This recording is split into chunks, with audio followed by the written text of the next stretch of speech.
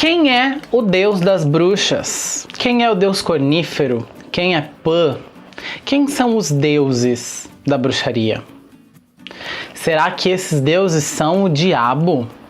Bom, se você quer saber e entender um pouco mais quem são os deuses da Wicca, quem são os deuses da bruxaria, então confere esse vídeo e vamos conversar um pouco sobre isso.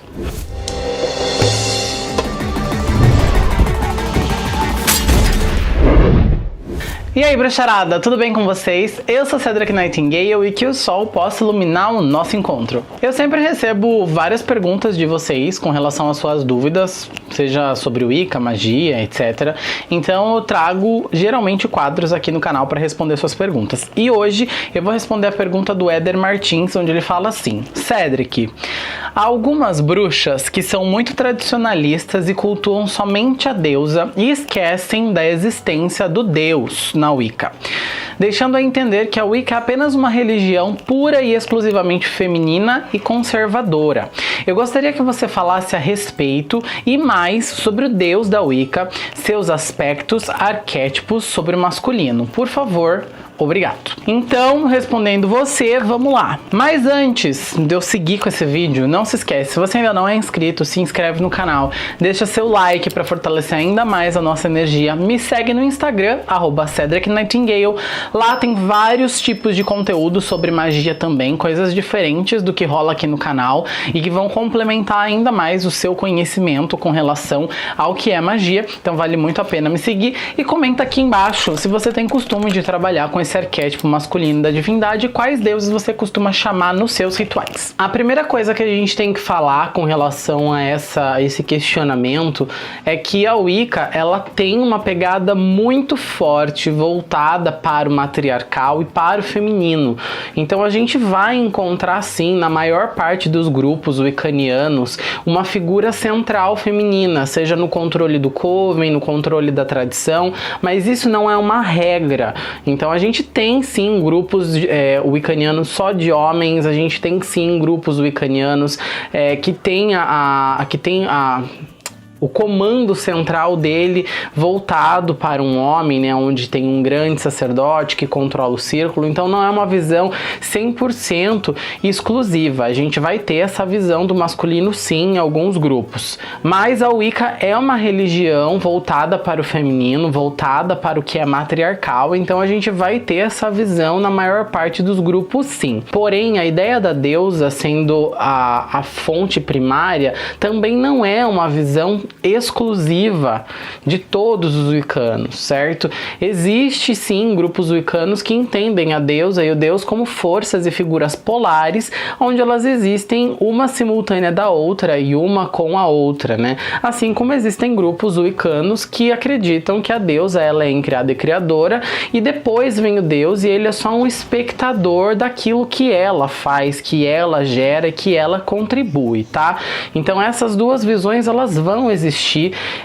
O que pode acontecer é que vocês estejam olhando um grupo ou outro que tem um enfoque mais para o feminino e acabe julgando ele como uma verdade absoluta dentro dos outros grupos, mas não, a gente tem as duas visões, tá? Para a gente poder compreender quem é o deus e ter uma visão do que é o deus dentro da Wicca, dentro da bruxaria, eu vou guiar vocês através de uma ideia dogmática e animista para a gente poder desenvolver o que é essa figura arquétipica, quem é o deus e como ele funciona, como ele trabalha na nossa religião e no sistema mágico em si. Eu vou ler um trechinho para você de um texto do Buckland que fala de uma maneira super bonita o que é animismo, para que vocês possam entender, tá?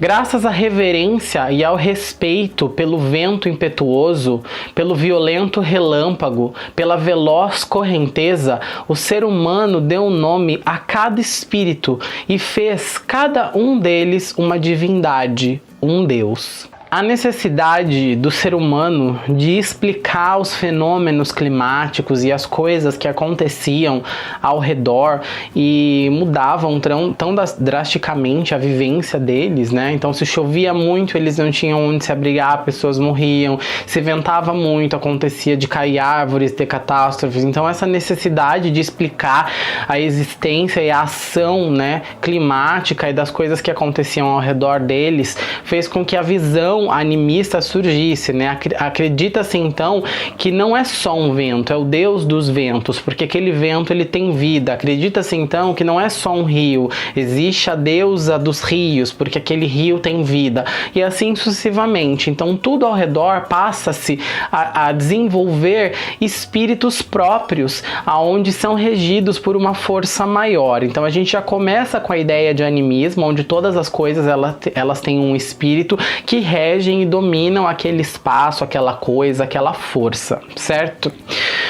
Quando a gente começa a evoluir ainda mais isso, e a gente percebe dentro dos grupos, né, dos homens, aonde as mulheres começavam a parir, ter filho, e elas precisavam cuidar desses filhos, e os homens então eram incumbidos de ir atrás do alimento, e às vezes eles não tinham ou não conseguiam o alimento, eles sentiram essa necessidade de trazer e invocar forças, né, em crenças anímicas, de que essa caça que ia fazer com que aquela tribo se alimentasse fosse farta. Então, a partir desse momento, onde o homem percebe a importância da caça, o primeiro deus de chifre surge, né? Então, esse deus, ele não era só a caça, né? Mas ele era mais que a caça, ele era a abundância em si. Esse Deus, ele era o responsável por trazer os animais, por fazer com que esses animais estivessem em abundância. Em algumas regiões, a maior parte dos animais caçados tinham chifres.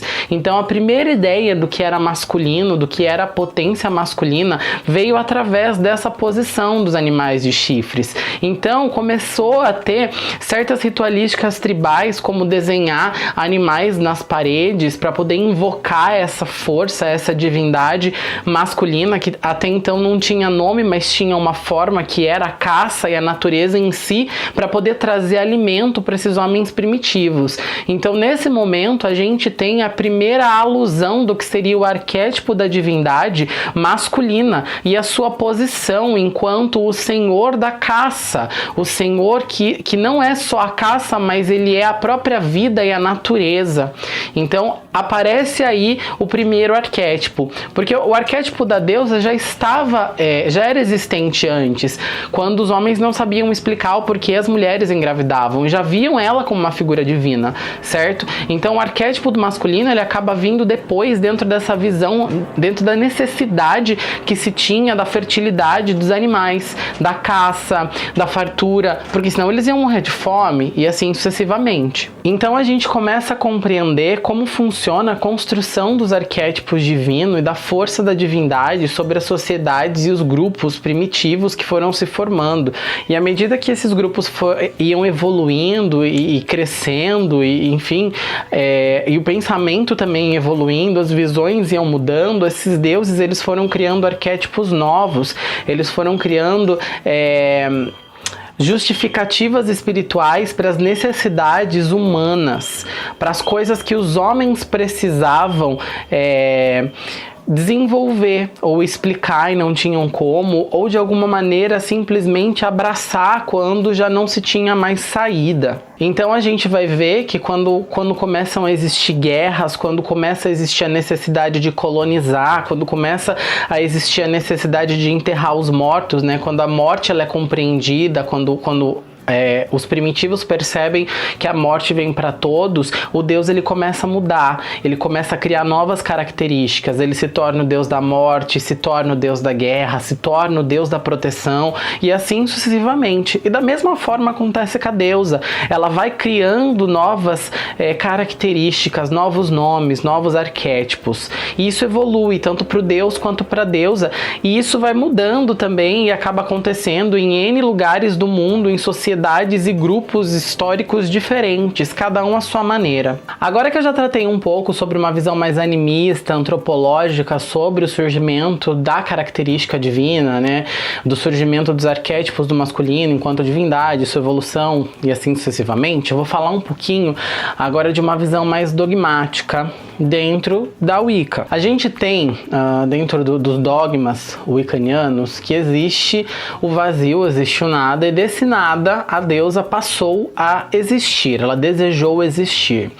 No momento em que ela existe, ela percebe toda a criação, né? Ela percebe que existe possibilidades, ela quer dividir essas possibilidades, vamos dizer assim. Isso você vai encontrar em diversos mitos wiccanos diferentes, dogmáticos. Então ela cria o Deus, né? Ela replica a sua imagem, essa imagem definha e se torna uma outra imagem. Alguns dizem que ela só cria uma outra imagem diferente da dela, assim sucessivamente. Mas ela duplica essa imagem, ela cria uma nova imagem e essa imagem passa a ser a divindade, né? O Deus, o cornífero. E assim as duas polaridades elas existem e elas dançam e juntas criam tudo.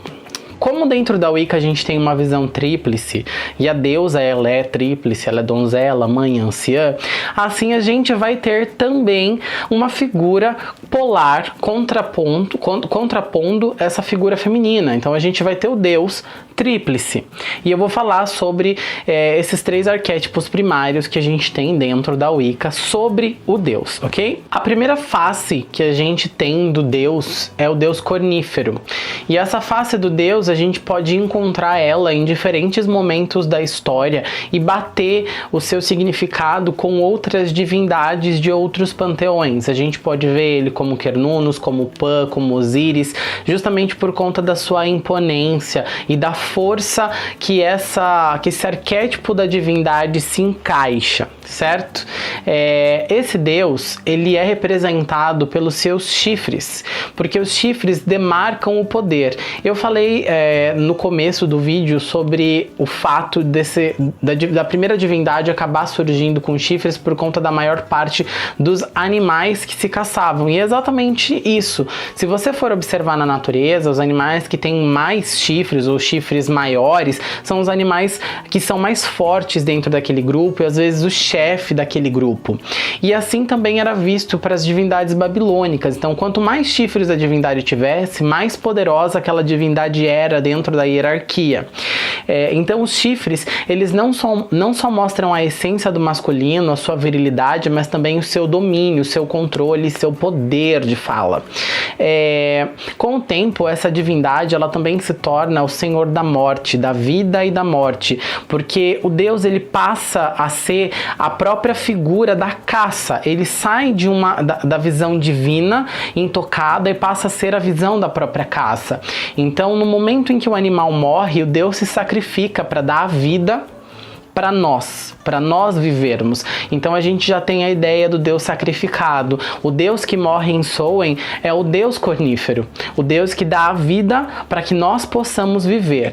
Essa visão do Deus cornífero também é uma visão que a gente vê sendo muito deturpada, não só pela internet, por alguns grupos religiosos e até pela própria Hollywood, que acaba pegando a visão do Deus cornífero e demonizando essa divindade. E muito disso se tem por conta dos domínios culturais, né? A gente vai ver isso com o sincretismo religioso e como os povos que dominam outros povos demonizam, inferiorizam ou desagregam o que fazia parte daquela cultura. E assim acontece dentro da bruxaria. As religiões de maior domínio, os grupos de maior domínio religioso, para que não incorporam o que podem e demonizam o que não podem. Então, isso acontece. E a visão da divindade que é demonizada dentro se a gente for pegar dos arquétipos divinos, essa é a visão que foi demonizada, mas o nosso Deus não representa isso. O Deus das bruxas não representa necessariamente isso. Ele tem muito do que é a liberdade, do que é o libido, do que é o controle sexual, né? O Deus das bruxas, ele é um Deus livre, que compreende o próprio corpo, que compreende o seu falo, que compreende o prazer, que compreende o seu papel enquanto enquanto existência, e é isso que a divindade deve trazer para o ser humano. E justamente por conta dessa liberdade e dessa visão que é sexualizada, que é uma visão de prazer, é uma visão construtiva de prazer, que gera vida, etc., algumas situações dentro de religiões que são mais conservadoras demonizam o fato da divindade ser assim. Então isso acontece e veio por esses motivos. Mas antes da gente continuar, eu vou te convidar para uma coisa muito legal que a gente está construindo aqui no canal, que é o Seja Membro. Você, a partir de agora, pode ser um membro do canal e ganhar coisas incríveis e imperdíveis. Uma delas é o selo de verificação de membro, que vai diferenciar você, principalmente nas lives. A gente vai poder visualizar as mensagens que você está mandando com maior eficiência. Você também vai poder participar do grupo exclusivo do canal, para a gente poder conversar e falar a respeito de magia, bruxaria, tirar suas dúvidas e encontrar com os outros roxinóis que fazem parte do grupo. Você vai poder ver as lives exclusivas do canal, que só são para membros. Você também vai poder ter uma consulta mensal comigo de tarô, só eu e você, assim, ó, bem de pertinho. E é muito, muito rápido e fácil você conseguir ingressar para ser membro do canal. Aqui embaixo do vídeo, do lado do inscreva-se, tem um botãozinho escrito Seja Membro, e ali tem todas as classificações com as posições que você pode escolher, que melhor se encaixam aí para você, certo? Então clica aqui embaixo em Seja Membro e vem fazer parte dessa revoada. A outra face do deus é o Green Man, e essa face do deus, ela apareceu ao longo da história em algumas esculturas e algumas sepulturas pagãs, onde não se tem necessariamente a data exata dessa imagem que apareceu, mas o Green Man ele é a representação do deus em sua maturidade, e ele é o guardião e protetor das bruxas. Ele é a face escondida na floresta, né? Por isso que o Green Man, ele geralmente é um rosto inteiro cheio de plantas, né, compostos por folhas, etc. Então ele é a face da floresta, ele é a encruzilhada das árvores, ele é o protetor das bruxas e dos pagãos, ele é o pai de todos, e é aquele que protege as sepulturas, que protege as casas e que protege quem nós somos e os nossos cultos secretos nas florestas. Olha que bonito. O Green Man, o Homem Verde, ele é a contraparte da deusa mãe, né? Então ele é a força não só do cuidado, da fecundação, da polaridade do masculino mais resolvida e mais paternal, como também ele é a representação do amante fiel, do protetor. É uma face bem interessante da divindade e que se perde muito hoje na sociedade com a visão do que é o masculino, do que é e do que deve ser um homem, né? Então o Green Man, ele fala de um masculino curado, de um masculino renovado, de uma força polar que compreende o seu lugar, a sua forma de trabalho, que compreende o que ele deve fazer, o seu papel no mundo, a sua existência. O Green Man, ele é o arquétipo divino que desperta dentro de nós o amor verdadeiro, que desperta o nosso amadurecimento, que desperta o nosso alto amor. Ele é o arquétipo divino que fala sobre compreendermos nossas limitações, compreendermos quem somos, compreendermos o nosso papel no mundo, na sociedade, nos ambientes onde estamos. Esse arquétipo divino do Deus fala de uma consciência coletiva curada, sadia, onde as relações elas fluem verdadeiramente de modo saudável, de modo equilibrado. A próxima face do deus é o deus ancião, e ele é a contraparte da deusa anciã, e ele fala sobre o conhecimento de tudo. Ele fala sobre a compreensão do tempo. Ele fala sobre saber que chegar ao final é estar próximo de um recomeço.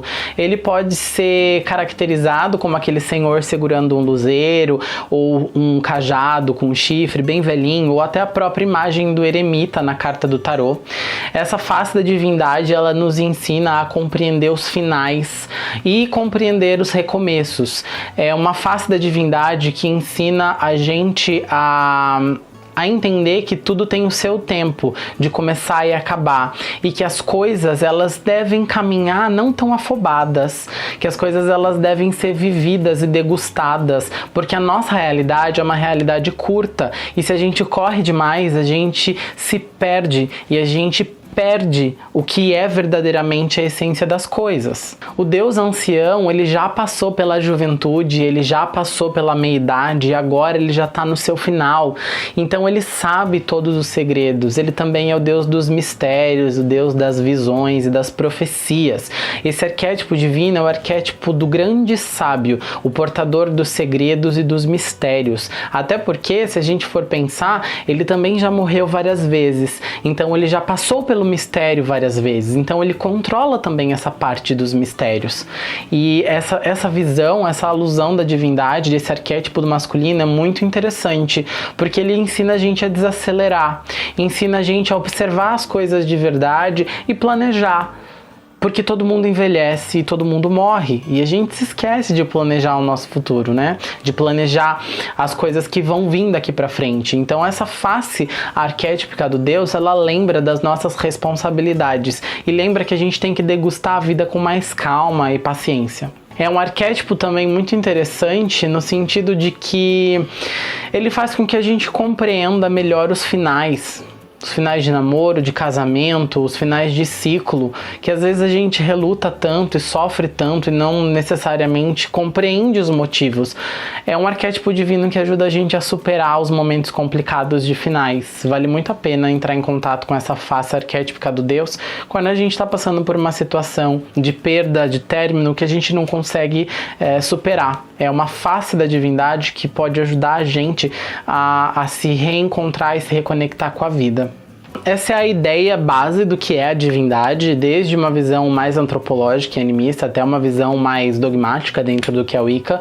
Eu espero ter conseguido passar para você e transmitir para você aí do outro lado a mensagem, conseguido distinguir a divindade, mas se ficou muito difícil para você ou surgiu alguma dúvida, deixa aqui embaixo nos comentários que eu vou ter o maior prazer do mundo em responder para você. E se tiverem muitas dúvidas ou se vocês quiserem que eu esmiúce ainda mais essa questão, eu posso gravar outros vídeos para vocês, certo?